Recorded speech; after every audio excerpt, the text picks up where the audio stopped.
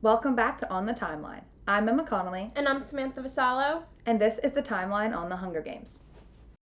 Okay, so first we're going to give you a movie synopsis because basically what we're talking about today is the theories that have to do with the Ballad of Songbirds and Snakes, and then the theories that have to do with not the actual Hunger Games movies, but the originals. The originals. Yeah. So to give you a little bit of a synopsis on the Ballad of Songbirds and Snakes, it takes place during the 10th annual Hunger Games where Coriolanus. That's a tongue twister right there. Yeah. Coriolanus Snow, aka President Snow. Oh, I was gonna say Tom Blythe. No, aka President Snow. He's coming up in the Capitol, and he has to take in a tribute from District 12, aka Lucy.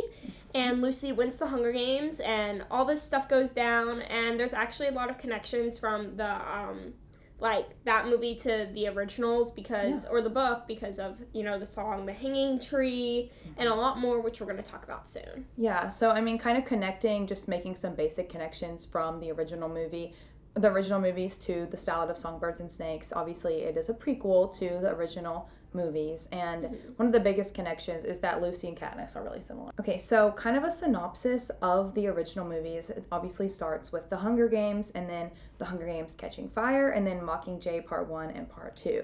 And the whole story of this starts around the 74th annual Hunger Games, and Katniss's younger sister, Primrose Everdeen, gets picked as the tribute from District 12.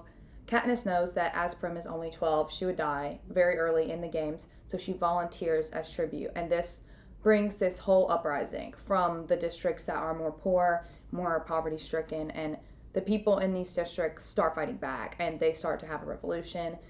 You'll see this symbol a lot, which is... I can't whistle, but it's a sign of the revolution. And as the movies go on, Katniss has a love triangle with Gale and Peeta. And yeah, everybody with reasonable sense is Team Peeta. Yeah, literally, if you're not Team Peeta, get out. And President Snow has this love-hate relationship with Katniss, and I'll get into that more. But it's really a good series, and if you don't know much about it, you definitely should watch it. Yeah, also, if you don't know anything about it, uncultured. Yeah. Not to be mean, but you're uncultured. What did you do in middle school if you weren't watching the Hunger Games? Or what were you doing in general? Do you live under a rock?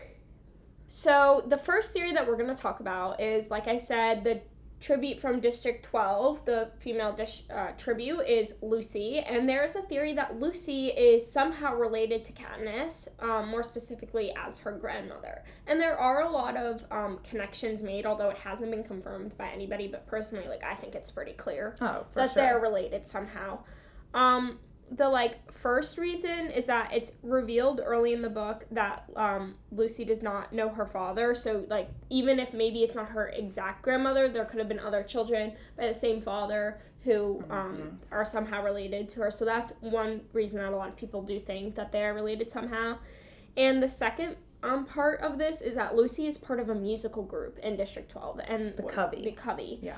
And this group, they originally traveled the districts before the districts were shut down, and they ended up having to just live in District 12. So, and according to the original Hunger Games book and from CBR.com, quote, Katniss's father was impressed of her mother because when he sang, the birds stopped to listen, unquote.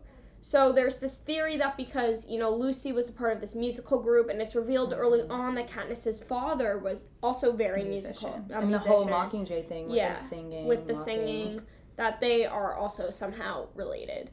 And there's also two other reasons that I think this. The first is that the description of the Covey's house is similar to Katniss's house, both towards the edge of District 12.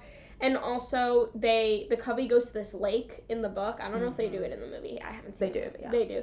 So they go to this lake, and Katniss also describes that her father would bring her to a lake to help her learn how to hunt. I will say that in the movie, the houses don't look similar. The houses don't look similar? No, but I've read the books, and in the books they are described similarly, but in the movies it's not the same house. Interesting. Very interesting. And then, of course, last but not least, and probably the biggest reason why people think that they're related is the song The Hanging Tree, because Lucy actually composes the song in the Ballad of Songbirds and Snakes, And it is revealed in the original Hunger Games that the song had to be kept under wraps because it was seen as rebellious. So the theory is that, well, if Katniss knows the song, Katniss's father knew the song, then somebody had to pass it down to her father. Well, there was another thing in the movie. Whenever they're at the lake. Spoilers. Oh yeah, this is spoiler. Well, not really. Lucy Gray is picking something from the banks, and she tells Snow, I love picking Katniss, and then you hear like a little song play in the background. Really? Okay, see? Like, that makes it so obvious.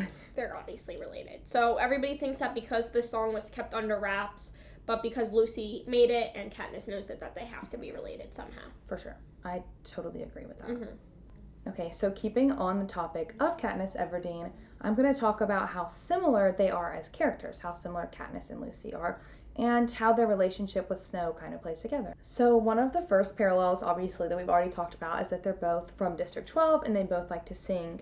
And when you watch the movie, The Ballad of Songbirds and Snakes, it's very clear that they kind of have this friends to lovers trope with Coriolanus and Lucy Gray. And it's really, really paralleled to Katniss and Peeta. And so one of the theories that's going on here is that in the Hunger Games films with Katniss in them, that seeing the relationship between Katniss and Peeta, kind of this screen relationship turned real life falling in love, reminded Snow so much of when he fell in love with Lucy Gray, because he started being kind to her for her grade, and she wanted him to be kind to her so she could get sponsors and win the games, and it was really such a similar relationship. And seeing that happen again intimidated Snow when he saw a girl that could work the camera and figure it out the way that Lucy Gray could.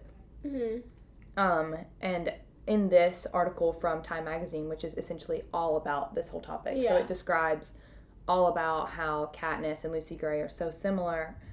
It talks about the video call that President Snow plays to Katniss whenever he was holding Peeta captive. And he says, it's the things we love most that destroy us. He warned her. He said, I want you to remember that I said that. So Snow was telling her the things that he loved most destroyed him, essentially. And when you watch the end of the movie or you read the end of the book of Ballad of Songbirds and Snakes, you'll get why he said that. And it really goes to show how he tried to put Peeta against Katniss, kind of the way that Lucy Gray had been put against him. Yeah, and I also think that a part of the reason, spoilers, that like Katniss is so haunting for Snow throughout the movies is that like Lucy and Katniss are so one and the same in so many ways. And like imagine being Snow and knowing that the hanging tree was based off of actions that you caused, and then here comes this girl singing it on like live TV. Are you kidding me? That has to be painful. That has to be so painful. I actually wonder, like, was Lucy Gray already thought of when the first book was written, or no way? You don't think? No, those books were written so far apart. But like it could have been. You don't think? No, I don't think. You know when you're like in English class and like professors are like,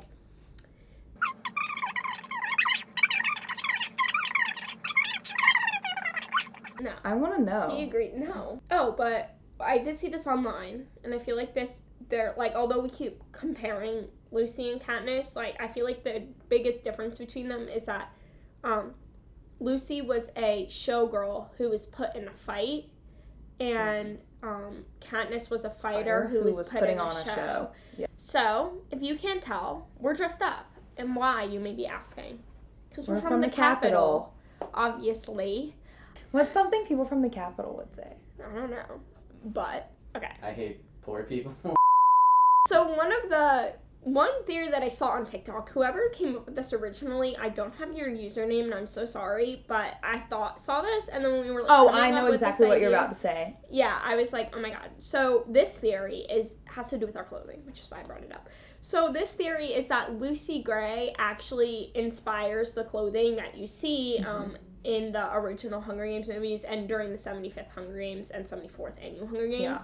And that is because in the Ballad of Songbirds and Snakes and in the movie, a lot of the Capitol members dress rather plainly. But during the Ballad of Songbirds and Snakes, Lucy actually wears a gorgeous rainbow dress. Very, like, 74th annual Hunger Games Capitol-esque. Yes. And so the theory is that the people in the Capitol loved Lucy so much, and when they saw her clothing, they were like, we want to dress like that too. And so that's, like, kind of a little bit of a, like, connection between the Ballad of Songbirds, Snakes, and the Capitol movies. So another thing that's so interconnected within the Ballad of Songbirds and Snakes and the modern Hunger Games movies, I mean, they're both modern, but you get what I'm saying, is the Flickermans. And you may have seen the Ballad of Songbirds and Snakes and thought, oh, Lucky Flickerman must be Caesar's dad or Caesar's grandpa, but he's not. Why not? They're related, but in one of the Hunger Games books, it is stated that Caesar's parents were actually named Julius and Gale. So his parents couldn't be him. I mean, it could be grandfather. It could be grandfather, in theory, sure. But it's not his dad. But the timeline kind of matches up. So Lucky started hosting at the 10th annual Hunger Games, and then he worked for about 24 years because at the 34th Hunger Games is when Caesar picked up, which is something I think is interesting because if you think about the 74th annual Hunger Games, that's 40 years that he's been hosting. So he was young when he started hosting the Hunger Games. And Caesar also, was. He was like 20. 20, and also, like, why does his face still look like that? Like, I mean, I guess he's been taking some meds, and that's what our coin flip is all about is Lucky Flickerman. So there's some fun tweets and some fun TikToks about it, too. That was the timeline on the Hunger Games. For SGTV, I'm Emma Connelly. And I'm Samantha Vassallo. May the odds be ever in your favor.